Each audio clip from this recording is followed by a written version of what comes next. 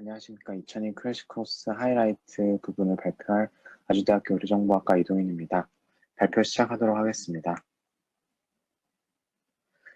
제가 이번에 발표할 내용은 란셋 디지털 헬스의 2022년 7월에 게재된 논문이고, 제목은 Identifying Who Has Long COVID in the USA, a Machine Learning Approach Using N3C 데이터입니다. 인트로덕션입니다. 롱 코비드, 즉 코비드의 롱텀 클리니컬 컨시퀀스는 여전히 잘 이해되지 않고 있고, 그래서 이 환자들을 이렇게 캐릭터라이징 하거나 다이어노징, 트리팅, 케어링 하는 거에 대해서는 챌린징한 상황입니다. 하지만 이제 롱 코비드의 영향은 환자의 삶의 질이나 또 일할 수 있는 능력에 굉장히 많은 영향을 주기 때문에 이러한 연구는 좀 필요하고 또 진행하고 있습니다. 최근에 롱 코비드의 피처에 대한 연구가 나왔는데, 거기서는 롱 코비드의 증상이나 어떤 사인들이 굉장히 헤테로하다는 연구가 있었습니다.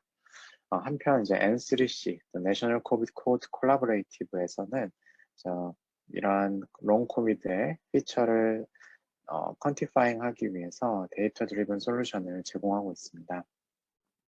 이 N3C 데이터는 미국의 800만 명 이상의 65개 이상의 그 장소에서의 데이터를 하모나이즈하고, 사실 이 논문을 발표하는 이유는 하모나이즈하는 방식이 이제 CDM 방식으로 되어서 있다는 것이고, 이런 CDM 방식으로 되어 있는 이 N3C 데이터를 가지고 이 연구에서 이런 예측 모델을 개발하게 됩니다. 그래서 오브젝티브를 말씀드리면은 이 롱 코비드를 가진 환자들을 미국 데이터를 가지고 디파인하는 머신러닝 모델을 개발하고 적용하는 것이고, 그래서 어떤 클리니컬 피처를 추출해내는 것이 이 연구의 목적입니다. 이 연구의 전체적인 환자 객관입니다. 위에 보시면 200만 명의 환자가 우선은 시작이 되었지만 18세 미만이거나 뭐 너무 그 인덱스 데이트로부터 기간이 짧거나 하는 환자를 제거하고 총 170만 명 정도였고, 그 중에서도 그 롱 코비드 클리닉이 있는 세 곳의 사이트의 환자들만 추출해서 우선 이 환자들로 모델을 개발하였습니다. 아래 보시면 입원한 자, 입원하지 않은 자 이렇게 나눴고 19,000명, 78,000명이고, 그 입원하지 않은 환자 안에서도 롱 코비드 클리닉에 와서 이제 롱 코비드로 진단받은 사람, 안 받은 사람 이렇게 나뉘었고, 이 환자에서도 포스트 코비드 윈도우와 같은 조건을 걸어서 총 아래 428명, 15,000명, 169명, 58,000명이 최종 모델 개발에 쓰였습니다.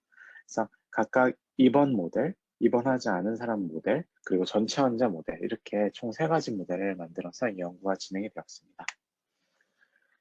피처에는 그 CDM에서 데이터에서도 있는 데모그래픽, 헬스케어 비짓, 메디컬 컨디션, 프리스크립션 드럭들이 피처 셀렉션에 쓰였습니다.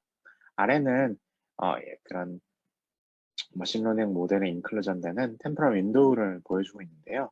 이게 롱 코비드 환자에 대한 연구이기 때문에 그 T0가 이제 코비드의 진단 시점인데, 그 전 45일, 그 후 45일의 데이터는 쓰지 않았고, 그 전 45일의 룩백 피리어드의 피처를 추출해서 45일 이후에 이제 롱 코비드를 예측하기 위해서 그 룩 어헤이드 피리어드에서 환자에 대한 그 롱 코비드를 예측하고 모델 개발에 쓰였습니다.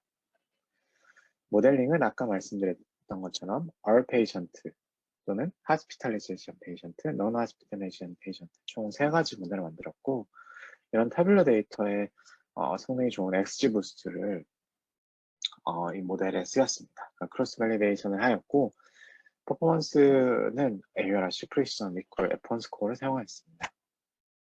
결과입니다.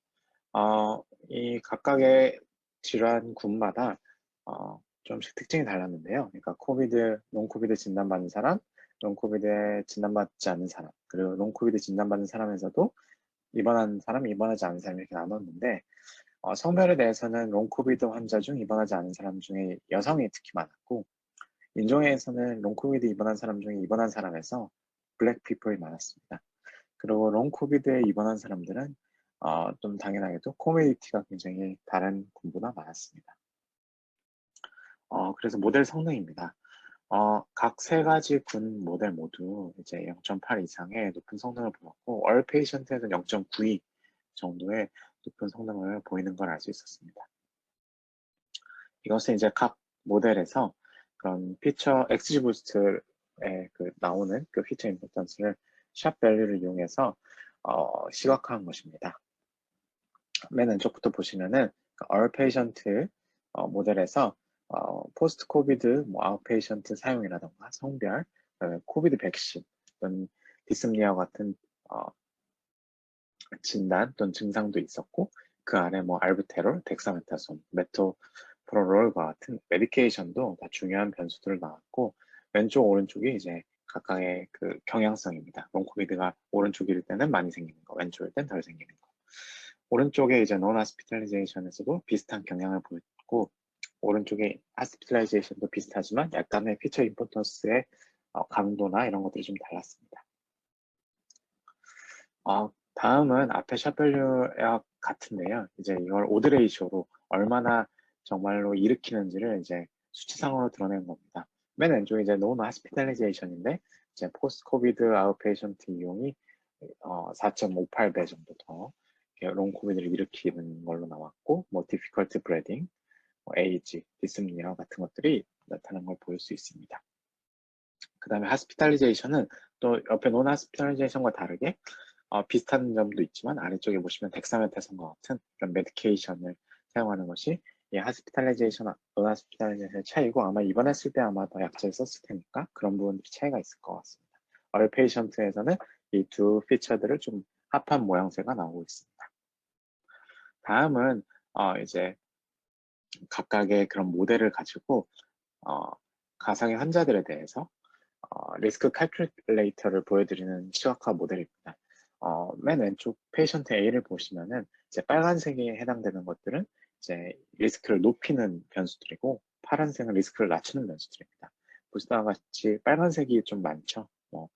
포스트 코비드 아웃페이션트나 커프, 에이지 같은 것들이 많기 때문에 이 환자의 경우는 하이 프리딕티브 프로버빌리티 94%가 나왔고, 맨 오른쪽에 있는 페이션트 C는 파란색이 많기 때문에 33%로 상대적으로 낮은 확률을 보였습니다.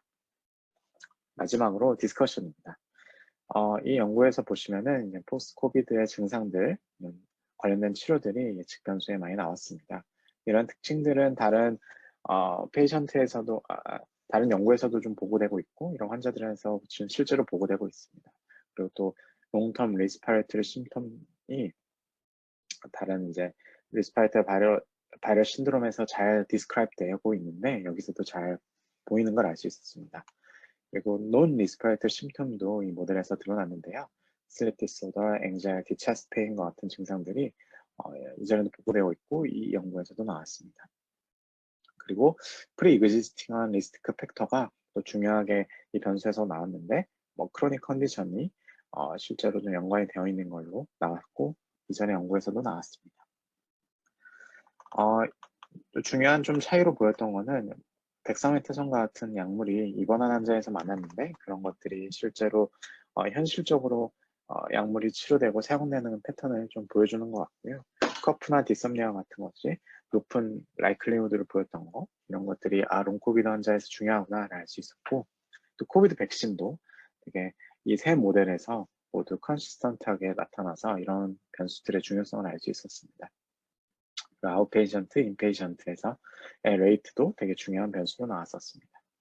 그래서 이 논문의 강점은 전자 의무 기록을 통해서 특히 CDM 데이터를 통해서 이용을 해서 예측 모델을 개발하였고, 개인별 점수도 시각화하였고, 롱 코비드 클리닉을 자료를 실제로 활용한 모델이기 때문에 이제 없는 곳에서도 이 모델을 가지고 좀 사용해 볼 수 있겠다. 이게 장점입니다. 단점으로는 이제 전자 의무 기록 자료만을 썼기 때문에 이 시스템에 없는, 그러니까 이 보험 시스템에 없는 환자들은 좀 제외되는 데이터 편중 문제가 있고요. 인종 고려를 좀 하지 못했다고 하고, 호흡기질환 클리닉만 자료를 좀 썼다는 게 문제고, 소셜 디터미넌트 요소들이 좀 포함되지 못하는 단점이 있었다고 합니다. 어쨌든 CDM 데이터를 가지고 이렇게 대량의 어떤 분석을 할 수 있고, 특히 PLP 패키지에도 기본으로 들어있는 XGBoost를 가지고 연구가 진행됐던 것들이 시사하는 점이 있는 것 같습니다. 네, 이상으로 발표 마치도록 하겠습니다.